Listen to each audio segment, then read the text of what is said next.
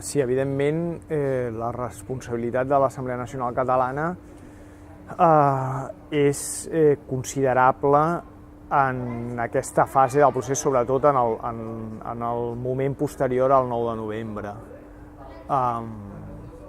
En essència, el que s'ha produït ha estat una intervenció dels partits en la cúpula de l'Assemblea Nacional Catalana, que s'ha convertit en un camp de batalla també de les lluites partidistes, i d'altra banda el més decebedor de l'actuació de l'Assemblea Nacional Catalana i de la seva presidenta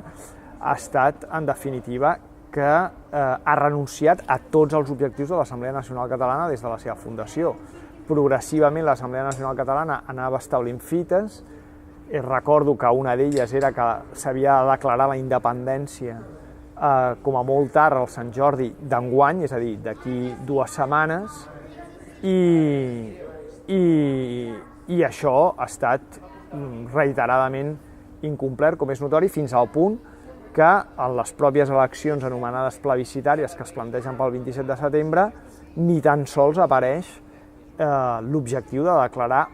la independència de forma unilateral. Com dic, es planteja una declaració retòrica i continuar en el marc constitucional vigent, tot redactant una Constitució que teòricament ha de ser votada en un referèndum que tampoc Catalunya podrà fer. Per tant, l'Assemblea Nacional Catalana ha continuat